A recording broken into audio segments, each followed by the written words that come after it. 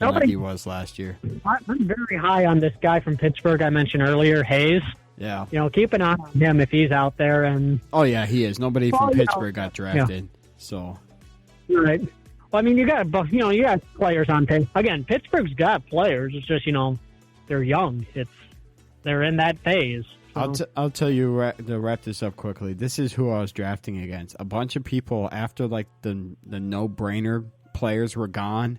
So like your Mookie Betts, your Tatis, your Trouts, all that stuff. Once we got into like the fourth round, there's 12 of us drafting.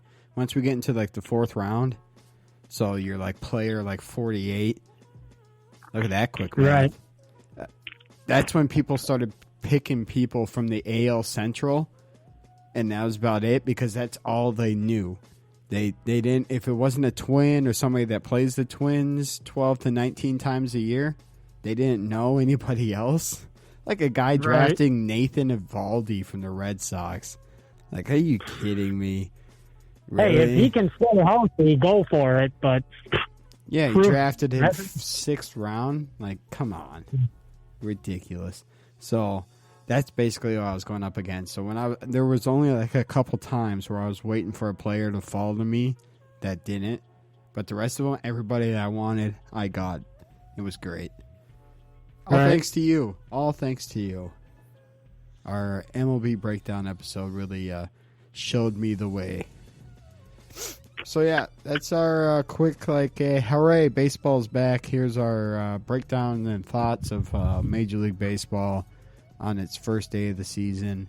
We'll talk to Erik coming up in a little bit. Brian, you go back to work. Break's over. Yep. The boss man is telling you to punch back in. Oh, my boss leaves pretty much 30 minutes after I get in. So another nice thing about being on nights here is that I'm pretty much the only person back here in shipping. So yeah. Well, I did tell you it was going to be about 30 to 45 minutes. Bam. 32 minutes. Yep. So there you go. Perfect. All right, Brian. We'll figure out when we're recording later on for a regular episode this weekend. Say goodbye, Brian. Yeah. Well, yep. All right. Goodbye, Brian. And God bless vodka. God bless vodka.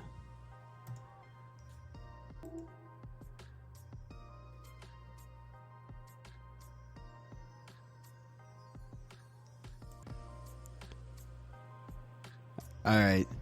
So now joining us right now is Erik. Erik is over the phone. What's going on, Erik? Damn, were we vibing? Hell yeah, we vibing. Yeah, I like this, man. Getting a little bit of a groove going. Fuck yeah, I love it. It's like that Pandora radio station I like sometimes listen to. It's called like chill step. It's like dubstep, but it's like a chill tone. There's no massive beat dropping and fucking strobe lights and ecstasy popping and all this shit. It's just chill. Half naked women. Yeah. Wait, I'm half naked, so. Well, you get those girls that do. Ooh, easy now, Erik. You get those girls that wear like those neon bikinis or whatever, and with like the bright yellow fishnets or whatever all over, like we see at those fucking dubstep concerts. Yeah, not like that. This is just chill. So, Erik, baseball happened today. Baseball that actually matters. Baseball that is going to go into the record books. Future Hall of Famers playing out there. People probably playing in their last season ever started today. Oh, yeah. People playing at the very beginning of their career. First game ever started today. You know, what was that? New season. Semisonic said every new beginning comes from a beginning's end. So a lot of people playing their last season. Only a couple people. We'll see if it's Cruz's last season. I don't know. We'll find out. You definitely can't get a good read on Cruz when you open up the season in a National League ballpark where there's no designated hitter. I mean, he had one plate appearance today.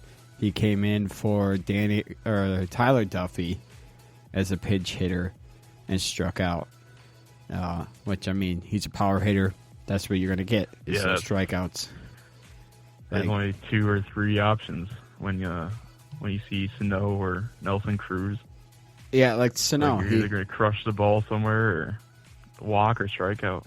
Like we touched this very briefly with Sano, was with Brian actually, was he struck out 3 times today, left 4 runners on base, but he still got a hit and a run scored. So yeah, and that hit was very important. He fought back in the count. He walked in the first. Yeah, he walked after going down like 1-2 in the count, and Woodruff was throwing him. Woodruff being the hard-throwing righty for the Milwaukee Brew Crew, the Brewers out of Milwaukee, who no longer play in a park named after a beer. It's named after insurance. So I guess they drank too much American beer. Life or whatever. Yeah, it's American Life Stadium or whatever, something like that. Maybe they need life insurance after all the Miller they bought. Yeah. Drank. They finally found out they got cirrhosis of the liver or kidney cancer or something like that, or heart disease for drinking too many Miller Lights over their career. It's like maybe we should turn it back a little. Just a little bit. I did like I'd have to find it. Let me ask you your thoughts about the Twins game while I look up this real quick. So, what were your overall thoughts?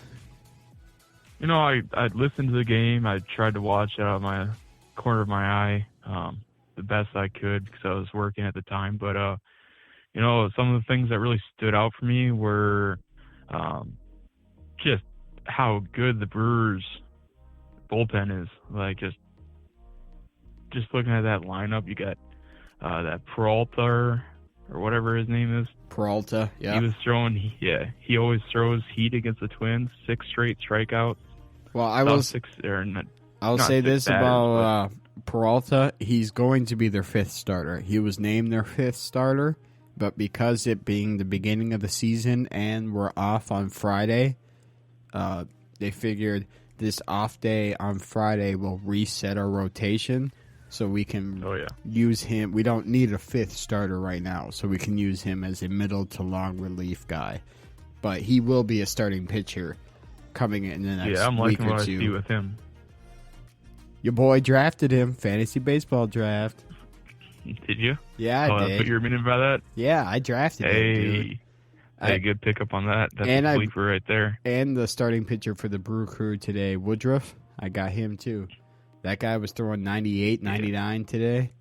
And then with like a nasty little slider about 90 miles an hour. That guy's a flamethrower, dude. Yeah, man. But starting off the game, it was kind of interesting seeing, I was listening, and I'm like, Luis Arias, or it was Luis Urias for the Brewers. Yeah. Urias. And I'm sitting there trying to figure out why I kept on hearing Arias like the Twins utility player. Yeah, mentioned so much. I'm like, what the hell? Their names He's hitting to himself. Their last names are very similar. It's Arias and Urias. Like and they're both Luis. Like so, yeah. It did. I was at work when the game started. I told Brian the game was 4 hours and 15 minutes. So it started at 1:13 Central Daylight Savings Time and ended 4 hours and 15 minutes or 5:30. Yeah, so 5:30. That's a long ass game. Yeah, definitely got me through the day pretty well. Yeah, your normal baseball game goes about 3 hours. Like, I was thinking, fuck, man, I'm going to get off work. I'm only going to see the last couple innings on TV, so I'll listen to it at work. No, dude, I could have watched innings 6 through 9 or 6 through 10 on TV.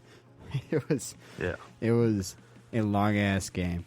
So I found what I wanted to say about this game was this is from John Bonus of Twins Daily on his Twitter, and he's also on KFAN every Tuesday morning on the Power Trip. And then he just got the Gleeman and the Geek show during the season on Sunday afternoons.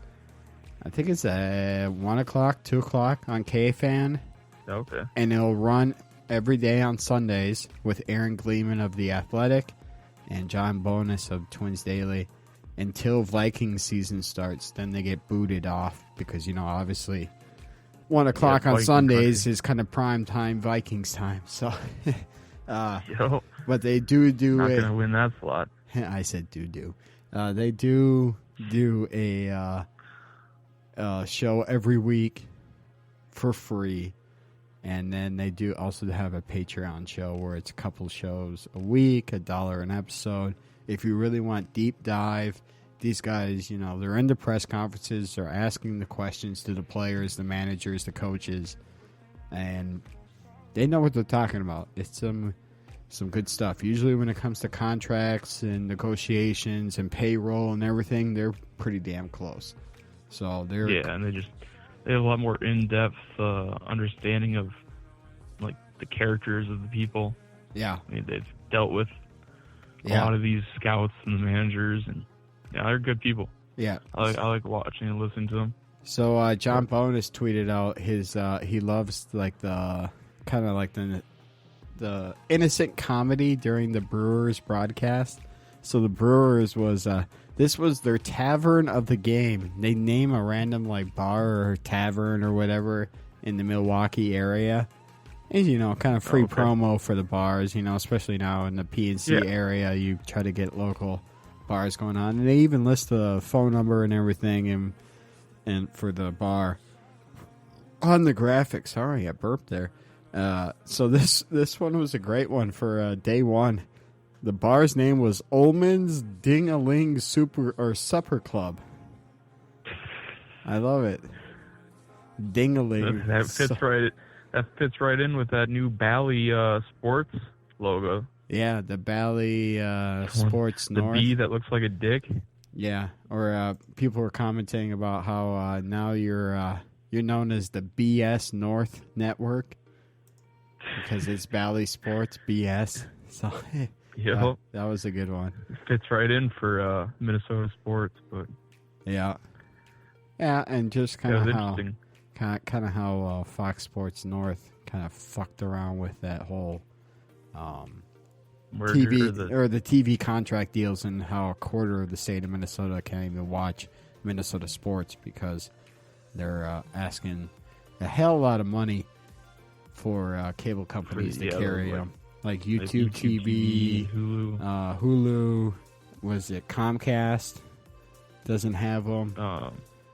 I got Spectrum, so I have them, but I think it's Comcast. TV, so. I think it's Comcast, YouTube TV, and Hulu are the biggest ones. So everybody's switching to like AT&T TV and shit like that, just so they can get their sports. But it just doesn't make a lot of sense to sit there and when you have like a monopoly on a market, like you can't go and watch this any other place besides maybe MLB TV, but I'm pretty sure blackout restrictions. Yeah, blackouts are applied to local teams. Yeah. Yeah, so it's like when you literally have no other options, why are you pushing away your fans? Yeah, it's exclusive rights. That's what it is. Like, you can't watch it anywhere else legally. And like, I'm not paying more for it. No. It's not a thing where supply and demand where we're going to drive up the price to the current viewers. It's like, no, you're making the same amount, you're just getting less viewers. Yeah, and if I'm an advertiser and they're asking this ridiculous amount of money for, a 30-second spot 5 times during a Wild game, I'm saying, you guys cut yourself out to a quarter of your viewership or potential viewership. Why am I going to pay this ridiculous amount of money for advertising space when it should be reduced 25%? Whatever you're asking for should be reduced 25% because your potential viewer is down 25%.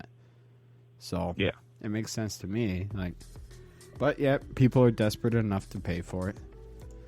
They want they want you to know all about their roofing or their car servicing or whatever. What's the normal ones? It's usually the